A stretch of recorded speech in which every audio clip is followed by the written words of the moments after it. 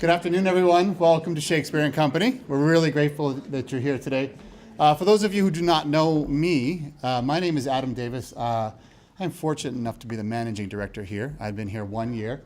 And I want to point out and recognize Alan Burrows, our artistic director, who's sitting right over here.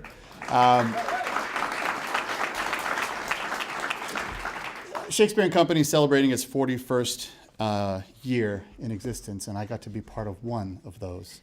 And it was a wild year, a wonderful year, and I'm grateful for my staff and the team.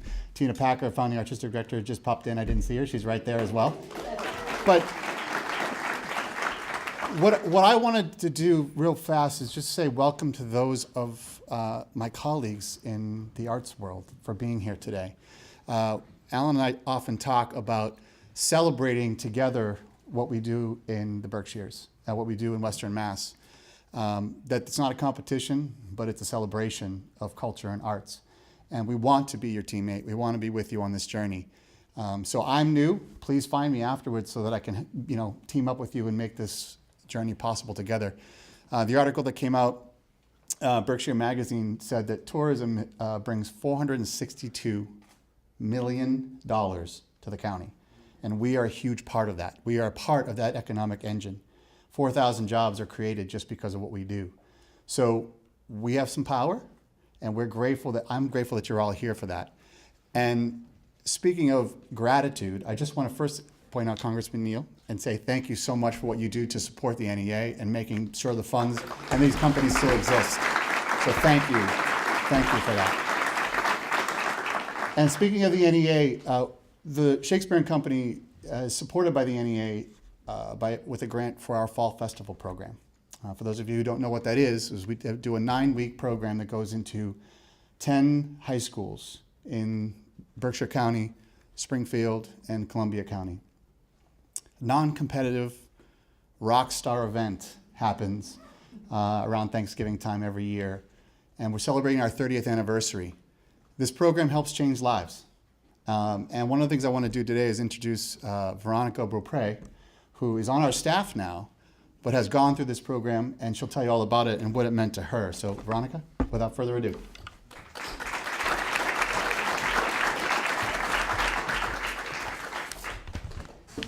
Just gonna a little shorter than Adam here. Okay. So as Adam said, I was a Fall Festival participant, and I also got to do the Spring Young Company that we do here for a year. So when we think about education, we usually think about just memorizing facts so that you can take a test and move on and forget all of it. And I was actually really good at taking tests. I really prided myself on that. And then in 2011, I auditioned for the Fall Festival of Shakespeare at Taconic High School, and there was no test. I was a 14-year-old, I was extremely shy, and I was overlooked in pretty much every room I went into on purpose. And I remember the first day of auditions, we were milling and seething, is what they call it. You walk around through the room, and they tell you to just move a certain way. And my least favorite thing is, what do you want me to do? And they tell you, whatever it means to you. That's not the answer you expect when you're doing things for a grade. And that would come up all the time in rehearsal, in working with the text, in communicating with others, whatever it means to you, whatever you want to do. And other students were completely capable of just relaxing into that and being themselves, and I'm moving through the space looking like I'm a short-circuiting robot who's never learned to walk in my life. And the worst part of it for me was there was really no grade or external indicator to tell me if I was doing it right or if I was doing it wrong, because there was no wrong or right. And it was the first time in my life I felt like I was doing something completely wrong. And I realized I had absolutely no idea who I was as a person as soon as somebody asked me to do something that I wanted to do. And luckily for me and all the other participants like me, the education programs hand you the tools to fix that problem, and that would be the complete works of William Shakespeare. When you work with Shakespeare's text, you don't think of the characters as fictional people. They're complicated, dysfunctional, they've got relationships and ambitions and perhaps most importantly, they feel everything at 100% of the feeling. You're never just slightly angry, you're ready to murder someone. So in working with that text, I got to feel every emotion and how it felt in my person. I felt love and loss and anger and revenge in a way that we don't really think that high school students are capable of. And I also got to see all of those emotions painted on my classmates and learn how those emotions are expressed by other people. And this really provided for me a safe environment working with the best work in the English language to experience that. And the staff just wants everyone to learn to be themselves and do the best that they can do. It's never about being an actor, learning to succeed in the world of theater. It's just learning who you are as a person. And our education programs help people reach a level of emotional intelligence as children doing riotous youth and teenagers doing fall festival that people don't think they're capable of at their age, and that maybe some of us still haven't learned how to reach. And this emotional intelligence has literally only aided me as I've gone forward in my life. Last summer, I returned to Shakespeare and Company because of my connection to Shakespeare as an intern. And if I was still a shy 14-year-old, I would have just left at the end of that internship and that would have been it. But working with Shakespeare has taught me to be bold and speak up about what I want. So I created a binder with every reason that I should be kept on as an employee and presented it to Adam. And I'm happy to say that they did decide to keep me, and I am now the patron services manager here, and I'll be supervising a summer staff of 15.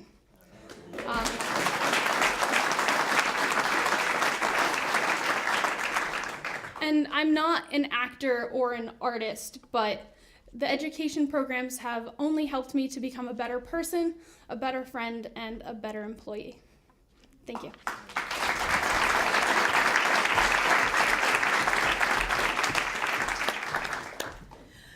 Hello, everybody, and I don't even know why I'm speaking after that. Thank you so much, Veronica, for telling your story. And I know so many of you here, so I know that you will do me one favor, because it was my birthday last weekend. Will you indulge me for 1 minute? Just 1 second. Tina, will you come here? Just for 1 minute. You know I like being up here. All right. Lifelong dream fulfilled. I am on a stage at Shakespeare and Company with Tina Packer. Thank you, thank you, thank you. You know, Tina is sort of the heart and soul and inspiration of so much that happens here at Shakespeare and Company. And we were having a conversation with the education department and the leadership here before we came out to meet with all of you.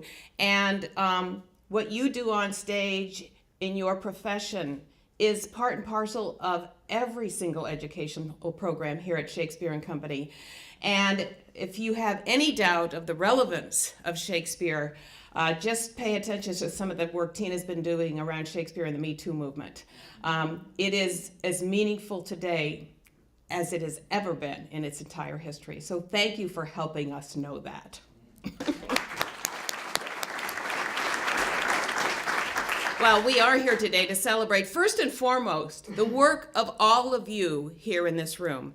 The Berkshires would not be the destination that it is, the wonderful place that it is to live and raise a family, and basically the best of what the arts and culture is in America is located in this place, this beautiful place in the Berkshires, and it's because you make it so.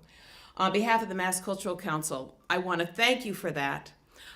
We are so proud to have been your partner over so many years that you have all, and we don't need to count, been working here. But just in the last 10 years, since we like to add up numbers at the Mass Cultural Council, the Commonwealth has invested $32 million into your work here in the Berkshires. And we couldn't be doing that without champions like Smitty Bignatelli on Beacon Hill. It's not easy to extract an extra dollar here and an extra dollar here, because there are so many demands on our legislators to make Massachusetts what we all want it to be. But we are fortunate in Massachusetts that our elected leaders, particularly the delegation here from the Berkshires, not only recognize that this investment returns not just economically, but in many, many ways in this community, that it is worth every single dollar that we can invest. And I think we can all say this together. For every dollar the legislature invests in the Mass Cultural Council, $10 goes right back into the general fund that can be used to support so many of the other needs here in the Commonwealth. I also am so pleased that Congressman Neal has been here, because we have had such a strong partnership with the National Endowment for the Arts, even in spite of the fact that for the last 2 years it has faced extinction. Congress has rallied, and in fact we've even gotten a little bit of an increase this year at the National Endowment, and that is only because of the vigorous champions that we have from Massachusetts and Congressman Neal.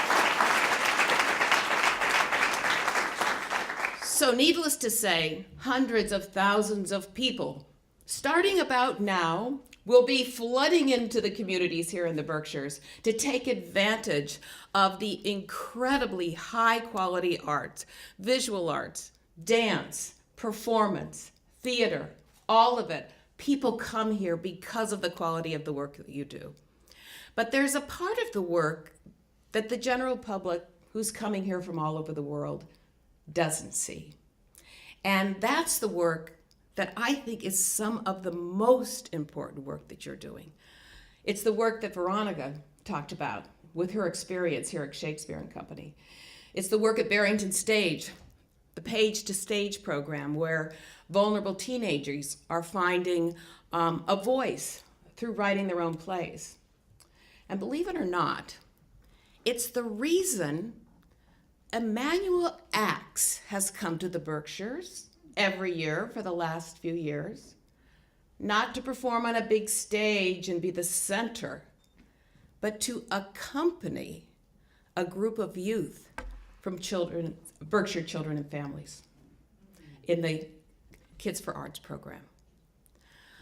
The Creative Youth Development Program that was born and raised in Massachusetts more than 25 years ago has literally transformed the lives of thousands of vulnerable teenagers here in the Commonwealth of Massachusetts. Transformed, if not saved, the lives of so many of these young people. We love to talk about Shakespeare in the Courts. One of the programs for us is the easiest to explain what is creative youth development. And basically, it's when a young person reaches a crossroads. And in Shakespeare in the Courts, these are adjudicated youth. They have a choice between being incarcerated or learning Shakespeare.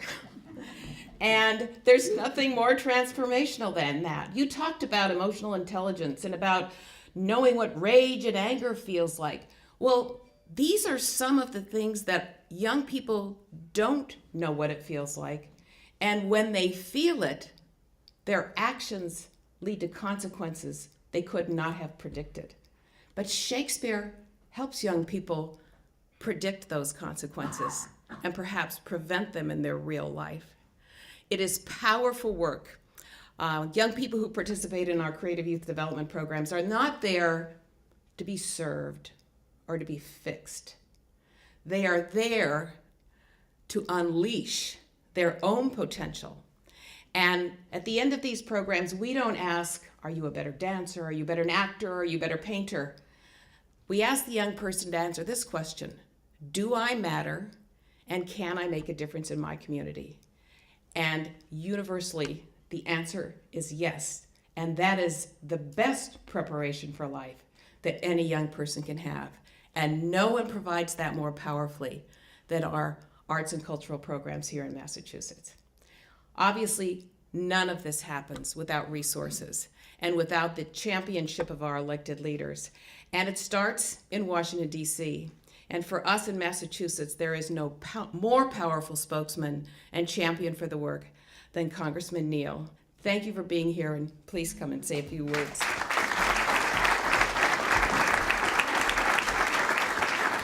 thank you very much. And to Adam, thanks for your nice invitation. And to Anita and to Veronica, one of the things that I caught immediately in watching Veronica come to the microphone, one of the best things we can do for young people is to help them establish a level of confidence. It's transformative.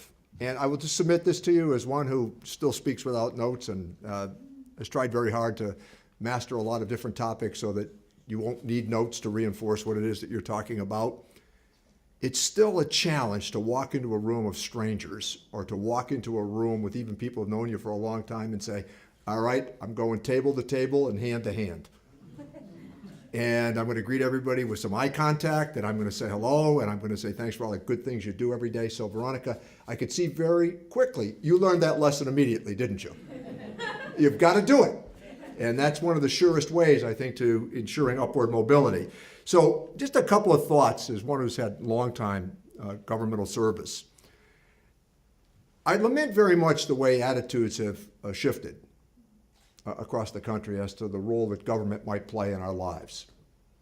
And I was highlighting earlier today for a nice confab that just those years from 64 to 68, what happened across America to make it a much more egalitarian society. You know, Medicare is an amendment to the Social Security Act, 35 to 65, from Roosevelt to Johnson. And Kennedy's idea about PBS. How about Medicaid? How about perhaps the greatest social endeavor since Social Security itself, the Civil Rights Act of 1964? How about the Voting Rights Act of 1965? How about the National Endowment for the Humanities and National Endowment for the Arts? And how about the Wilderness Act? They changed everything. They changed the way that we relate to each other as well. And I would submit to you that even though just a few months ago the NEA was on the proposed chopping block, we actually increased spending for the NEA in the omnibus spending bill. And part of that is, I also think as we've watched mainstream media shrink, there's less ability to do context. And I always will say to media types and longtime friends in media, you're the referee. If you don't get it right, it's hard in a representative democracy when you have conflicting opinions for a good reason, for the rest of us to figure out how to get it right. So the inability to do context means that the story becomes he said, she said, they said, and the reward is let's cover more conflict. As opposed to, well, somebody might want to ask, well, if it was on the proposed chopping block, how did you increase funding for it? Because there's a story there. And I think that that was also something else that we used to see and honor, legislative skill. It was an art form as well. So the good news today is that there's $350,000 here for the Berkshires, and many of the extraordinary things that you do here. You actually have established a national and international reputation. You know, just in the 9th grade, I was telling people earlier today, I was handed a copy of Macbeth in Springfield's public schools. I've never regretted that. Never looked back and said, well, I wish I was given something else. I mean, I think that it allowed us to become better citizens by being introduced to the classics, how important they all were. But I want to also say to the Mass Council on Arts, your constant advocacy, your constant effort to promote what it is that you do. And always remember, there's 2 stories that take place every day. One that somebody else might want to tell, or the one that we want to tell. And if we're not telling our story, they're telling their story. And the vacuum is created. And I think that's part of the challenge we have. So with the almost $2,341,000 now for the State Council on the Arts, that's a great testament to the advocacy that you do every single day. Now, so Jacob's Pillow Dance Festival, the Boston Symphony Orchestra, the Mehawi Performing Arts Center, Shakespeare and Company, North Adams Public Schools, and I know that the good mayor is here as well, and you couldn't have a better advocate than Representative Pignatelli, I can tell you that. And we also have the Barrington Stage Company in the city of Pittsfield is receiving assistance. And 2 good grants to the Mass Cultural Council and as well to the New England Foundation. They comprise the addition that I just offered. One of the nice things for me, an individual who's still devoted to reading newspapers, and lots of them, because I think we pause and we discern and we say, well, I don't agree with that, or I do agree with that. And, the speed of news today has been transformative. And it's allowed, by the way, more fiction to be substituted for fact and more opinion to be substituted for fact, as opposed to fact being fact. There really are no such things as alternative facts. Facts are facts. And I think that that dependency that we have on mainstream media to explain things is terribly important. But one of the nicest things for me, it might be a winter day and I'm sitting in Washington, and all of a sudden, when you get to the art section of the Post or the Times or the Globe or the Eagle or the Springfield Republican, and there's a review at the Barrington Stage, there's a review of Mass Mocha. I mean, for somebody like me, you quickly come to the conclusion that helps to establish our reputation in a civilized society. And I also would use the moment to say it also promotes the civil tone that we might do a better job of the way we speak to each other today in America, and use that opportunity to educate ourselves about listening as well as talking. So this is a terrific day for all of you in the Berkshires. You've helped establish a reputation that I think is unparalleled in a small community across America. You've done it right here, and it's because not only of the advocacy, but it's because of the quality of work that you do. Congratulations from the United States of America.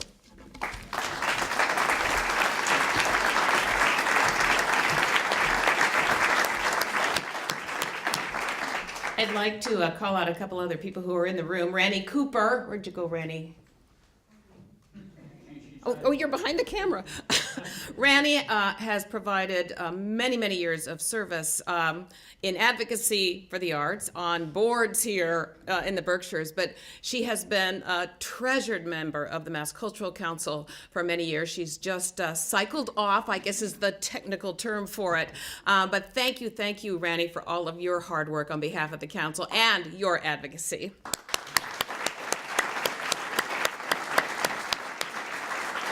Another leader and champion of the advocacy, Matt Wilson from Mass Creative, is also out here in the Berkshires with us today.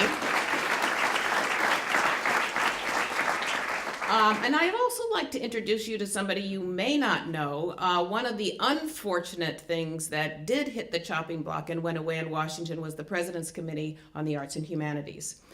Some of you may be familiar with that organization because that is the organization that for so many years honored and elevated the work of creative youth development through the Coming Up Taller Award and then followed by the NAHIP Award.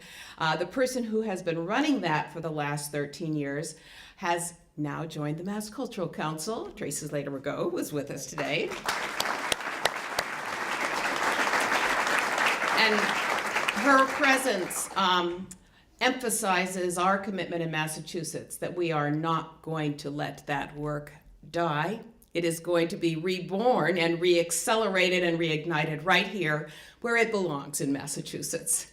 And finally, I'd like to invite Smitty to come on up and say a few words. Again, I cannot emphasize how much we rely on the championship of local legislators who take the time to talk to you, to know your stories, and to take those stories back to Beacon Hill and help us resource the work that you're able to do. And Smitty is the best.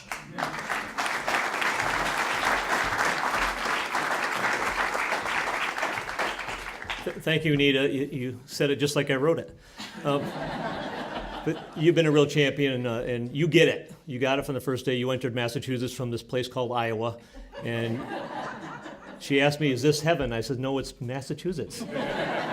But it's a team effort. I want to recognize AJ from Senator Hines' office here as well, locally. The Senate's in session today, but nothing can happen in the House unless the Senate agrees, and nothing can happen in the Senate unless the House agrees. So AJ, thanks for being here as well to be supportive of all those efforts. Now, if I had Tina Packard come up here, and I won't ask you to do that, Anita said she always wanted to be on stage with you. If I had you come up here right now, she'd be standing in an ice rink. How many people remember this was a skating rink 40 years ago? I do. Not many hands went up. But we used to come down here on free skates, you do. We had a semi-pro hockey team called the High Lawn Jerseys because of High Lawn Farm and the Jersey cows. And after the hockey game, we could have free skate if we were a Lenox resident. So I remember that very fondly. But just down the street was the Edith Wharton House, the Mount. And I remember as a very small, early teen, tagging along with my father doing electrical work, and these crazy people were running through the woods, carrying wooden swords and saying something in a language or an accent I didn't really even understand. That was Shakespeare and Company. And that's where it all started, just down the street from here. This property has gone through a lot of transformations over the last 40 years. But I tell you, Shakespeare and Company has stabilized this very important property in the center of Lenox. They have leadership under the tutelage of Tina for so many years with a vision not only for the next generation, but for a vision to transform the Berkshires, to try to stretch out those seasons. That it's not just Memorial Day to Labor Day any longer. It's pre-Memorial Day to October, Columbus Day and beyond. We're doing things throughout the year that we've never experienced before. And we're seeing that transform all of the Berkshires. I'm great to see Mayor Bernard here as well, and Mr. Thompson from Masmoka. Who would have thought of a museum of contemporary art in North Berkshire County 30 years ago? But that helped transform what we are here today in the Berkshires. When I was a kid growing up here in Lenox, we had this place called General Electric. It employed about 12 or 13,000 people. And oh, by the way, we had this place called Tangwood just down the street. And as a local, we would love when the 4th of July would come, because it would transform the Berkshires. But to tell you honestly, as a native, come Labor Day, we said, time to go home. We want our town back. But we also saw that when General Electric and the paper mills started to cut back and go away, we transformed ourselves. We pulled in this creative economy. We recognized that it could be the economic engine. It is the #1 industry in Berkshire County. We need to continue to feed the beast. We need to continue to grow that industry. And Congressman Neal, for delivering these monies here today are so valuable, and I've never seen an industry anywhere in Massachusetts in my 16 years that makes $1 worth $10. Would you make that investment today? How many would make an investment of $1 today knowing they got $10 back tomorrow? Every single person would do that. That's what the culture of the economy does all throughout probably America, but it certainly does it here in the Berkshires. $1 investment for $10 in return. I'm honored and humbled to be here to say congratulations to all of you. Keep up the good work. And Congressman Neal, this is his second or third visit to the Berkshires in the last couple of days. He's here, he's accessible, he's got fantastic staff. Keep the money coming, keep it coming. So thank you so much, congratulations.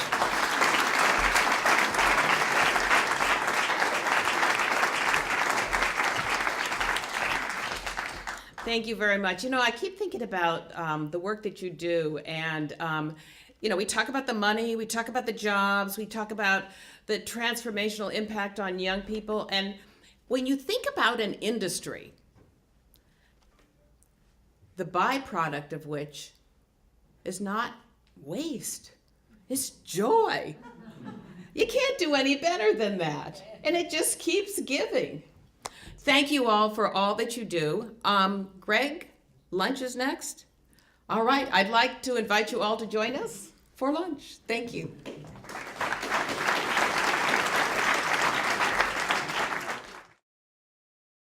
Well, I mean, the Mass Cultural Council invests in so many ways out here in the Berkshires. First and foremost, you have a local cultural council, so we provide funding for your local cultural council, then re-grants that money and puts it right back into the community.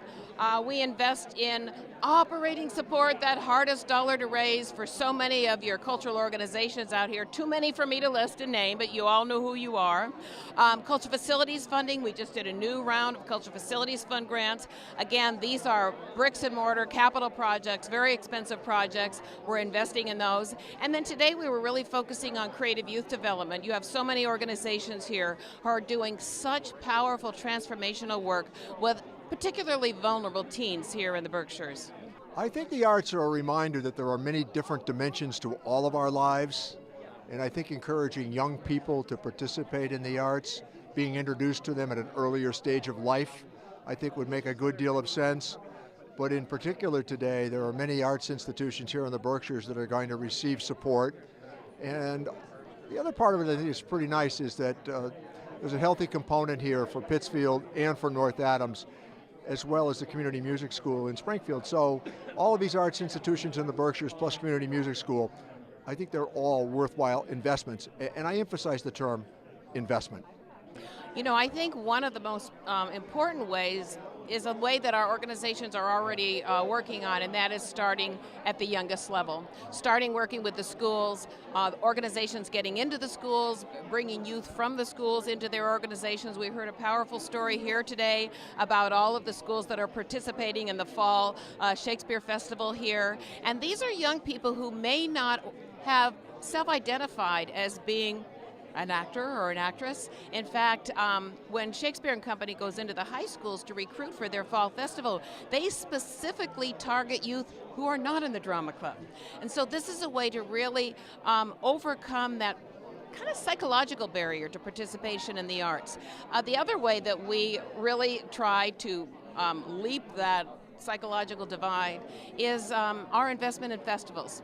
Festivals have the lowest barrier to participation because people who may not even be interested or inclined to be part of an arts experience could accidentally stumble into one, whether it's on Main Street in Pittsfield because of a street festival that's going on, or an outdoor festival where people feel a lot more comfortable sitting on the grass, seeing a play or a musical performance.